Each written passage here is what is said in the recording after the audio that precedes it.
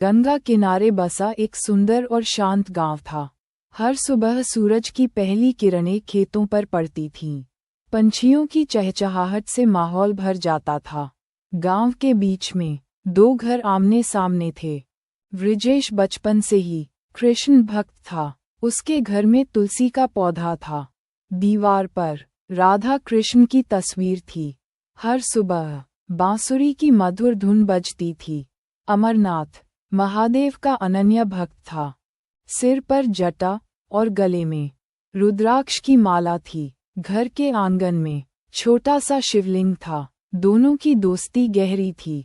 भक्ति को लेकर दोनों का अपना अपना दृष्टिकोण था। गांव के चौपाल में मजाक होता था। वृजेश कहता महादेव अच्छे हैं, पर माखन चोर सबसे प्यारे हैं। अमरनाथ कहता कृष्ण प्रिय हैं, पर भोलेनाथ सबसे बड़े हैं। एक साल बरसात समय पर नहीं हुई। खेतों में दरारें पड़ गईं। कुएं का पानी कम हो गया। पशु पक्षी प्यासे हो गए। गांव वाले चिंतित हो गए। बुजुर्ग बोले अब तो ईश्वर की कृपा ही हमें बचा सकती है। वृजेश ने कहा मैं अपने कृष्ण से प्रार्थना करूंगा।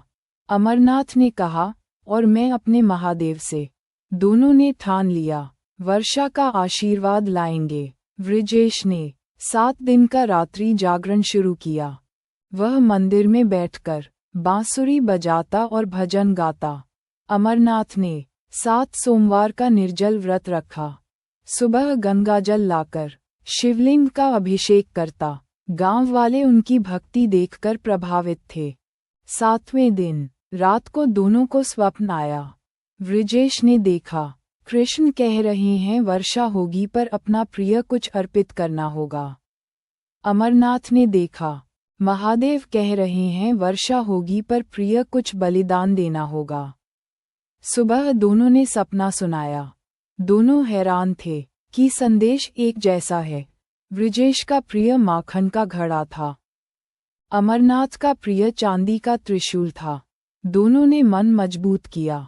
वृजेश ने माखन का घड़ा मंदिर में चढ़ा दिया। अमरनाथ ने त्रिशूल शिवलिंग पर अर्पित कर दिया। सूर्यास्त होते ही आसमान में बादल घिर आए। मिट्टी की खुशबू फैल गई।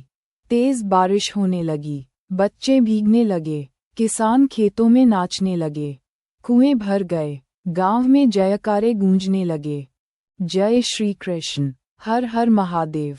उस रात दोनों को फिर स्वप्न आया।